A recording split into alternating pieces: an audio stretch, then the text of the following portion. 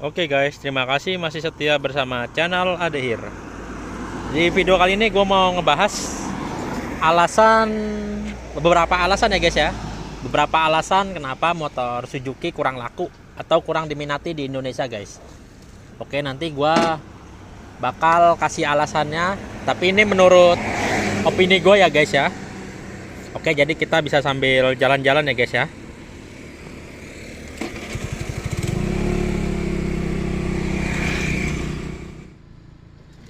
Nah, perlu kita ketahui guys, Suzuki pada tahun 90-an itu mendominasi ya. Suzuki Yamaha itu mendominasi di Indonesia sampai sekitar awal 2000-an ya guys ya. Hingga pada saatnya Astra mengakuisisi Honda ya guys ya. Nah, itu seperti disitulah sebuah ancaman untuk Suzuki dan Yamaha. Bahkan sampai sekarang pun udah nggak bisa disalip ya penjualan motor Honda itu ya oleh Suzuki dan Yamaha. Dan yang lebih mengenaskan lagi, ini Suzuki makin terbenam aja ya guys ya, karena tahu sendiri kan inovasi produknya mandek sampai saat ini karena proses riset R&D-nya itu dipindahkan ke negara India guys, di sana guys. Oke, jadi salah satu alasan Suzuki kurang laris di Indonesia itu yang pertama mungkin desain guys ya. Oke, desain Suzuki ini sulit diterima oleh orang kita ya guys ya, karena desainnya yang wagu dan tidak terlalu futuristik lah ya. Desainnya agak membulat, tapi Suzuki itu sebenarnya motornya desainnya nggak ngebosenin guys, sampai bertahun-tahun juga. Kayak gue nih ya, awal beli Address ini nih, gue pertama kali ngeliat Address ini modelnya, aduh ini motor jadul banget, terlalu basic banget. Tapi kalau gue pandangin terus-terusan, ini motor ternyata ganteng juga ya, nggak ngebosenin. Kayak merek-merek sebelah tuh yang desainnya pada runcing-runcing. Apalagi gue terlalu melihat motornya pasaran banget di jalan ya guys ya. Nah, jadi desainnya itu sulit diterima ya, karena mungkin sekarang kiblatnya itu lebih ke kiblat India guys. Nah, untuk alasan berikutnya itu Suzuki untuk marketing atau salesnya itu nggak segacor pabrikan sebelah guys ya dalam memasarkan produknya. Contoh seperti proses kredit motor-motor Suzuki guys ya. Motor Suzuki itu kalau mau kredit prosesnya ribet guys, syarat-syaratnya juga terlalu ketat ya guys ya. Leasingnya pokoknya ketat lah, nggak segampang Honda atau Yamaha ya. Karena kalau Honda Yamaha itu kalau misalkan konsumennya gagal bayar kredit guys, itu motornya ditarik, dijual bekasnya lagi juga cepet ya guys ya, nggak kayak Suzuki ya. Bekasnya itu nggak segampang ngejual kayak produk sebelah ya guys ya. Jadi itulah, gue pernah denger ya ada beberapa rekan gue yang mau nyoba kredit motor Suzuki itu banyak yang gagal pas saat survei dan gak di ACC ya guys ya sama leasingnya ya. Ya karena itu syaratnya terlalu ketat, gak kayak di pabrikan sebelah ya. Kadang DP 300 cuma modal KTP aja udah bisa dibawa pulang. Nah itu salah satu PR buat Suzuki ya guys ya, untuk memasarkan produknya gimana biar lebih, untuk lebih memudahkan konsumennya lah. Nah, untuk alasan berikutnya karena terlalu fokus pada pasar India guys. Di Indonesia, Suzuki memang tampak seperti pasien kurang darah. Akan tetapi, di negeri Bollywood, Suzuki benar-benar menguasai pasar otomotif, baik roda 2 maupun roda 4-nya. Mirip-mirip lah sama Astra di sini. Penguasaan pasar otomotif India tentu saja lebih berarti ketimbang penguasaan pasar di Indonesia, karena India punya penduduk terbanyak kedua di dunia dan pertumbuhan ekonominya pun mengesankan. Maka tak heran kalau Suzuki menganak-emaskan pasar India ketimbang negara lain. Bahkan basis riset dan pengembangan produk pun dipindahkan ke sana. Di sisi lain, PT Suzuki Indomobil Sales Motor selaku ATPM pemegang Suzuki di Indonesia tak punya wewenang sebesar dulu. PT SIM tak bisa mengembangkan produk yang sesuai dengan tren pasar Indonesia. Urusan mereka cuma menjual produk, titik. Oleh karena itulah pasar otomotif India, terutama Suzuki, dibanjiri oleh produk-produk Suzuki yang laris di India.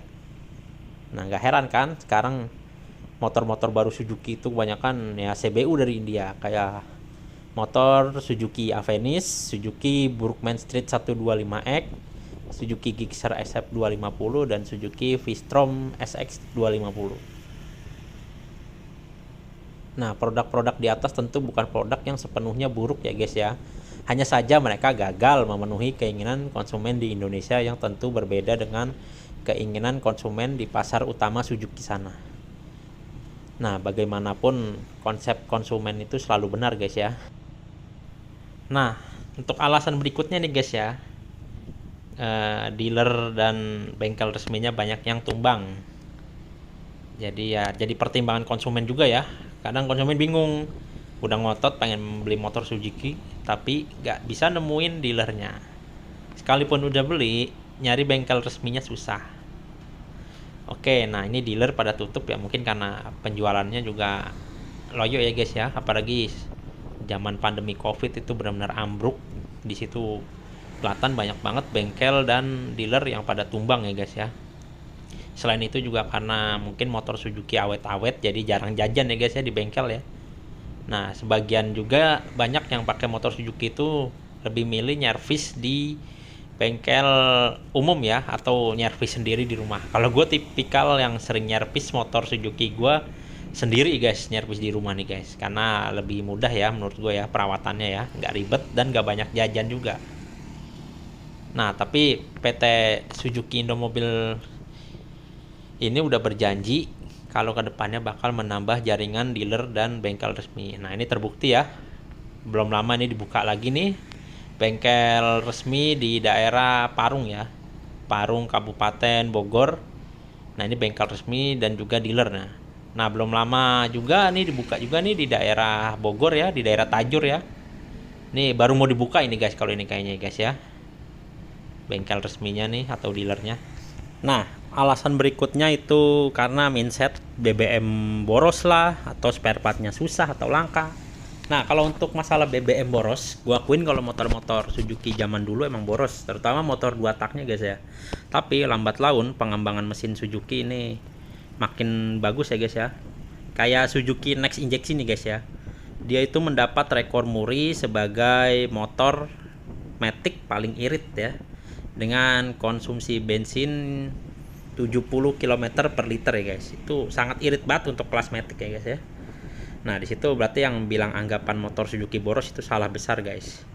Suzuki boros juga tapi performanya powerful ya guys ya. Gak kayak merek sebelah ya, yang tenaganya dikebiri karena mau ngejar irit. Oke. Nah, untuk masalah spare part guys, spare part mahal juga sebenarnya menurut gua cuman mindset doang ya. Nah, part Suzuki mahal itu mungkin motor-motor Suzuki tahun lamanya ya guys ya, tahun-tahun dulu. Tapi kalau untuk spare part Suzuki yang sekarang itu menurut gue variatif ya. Ada yang lebih murah, ada yang lebih mahal dari kompetitor. Berimbang lah ya guys ya. Nah, kalau dibilang masalah langka spare partnya, menurut gue part Suzuki ini paling mudah ya guys ya di dapatnya. Apalagi gue domisili Tambun ya, dekat pabriknya atau dekat gudangnya. Nah, itu gue tinggal biasanya mesen di aplikasi My Suzuki, pesan sekarang besok udah bisa diambil partnya. Nah, begitupun juga di online shop juga udah banyak ya part-part Suzuki yang dijual ya. Apalagi sekarang zamannya online, lo nyari apa aja pun pasti dapat ya guys ya kalau di online ya. Jadi nggak usah khawatir bilang part susah atau langka. Kalau langka emang di bengkel umum memang langka ya guys ya, karena jarang nyetok part Suzuki. Nah, untuk alasan berikutnya itu mungkin pertimbangan konsumen karena harga jual Suzuki ya guys ya yang jatuh.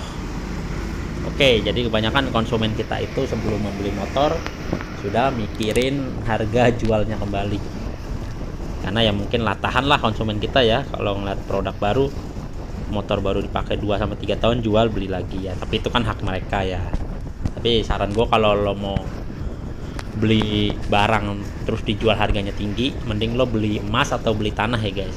Kalau Suzuki itu buat penghobi aja, buat loyalis, jadi dia beli Suzuki itu untuk dipakai seumur hidup guys. Lebay ya guys ya. Nah, jadi itu menurut opini gue guys ya, alasan kenapa motor Suzuki kurang laris di Indonesia. Karena yang terpenting itu sebenarnya desain dan fitur. Sedangkan motor Suzuki ini desainnya nggak gampang diterima oleh masyarakat, dan fiturnya juga terlalu basic ya, terutama untuk Matic Suzuki-nya ini ya. Kalau untuk Burukman sendiri ini yang datang dari India, menurut gua fiturnya udah lumayan lah ya.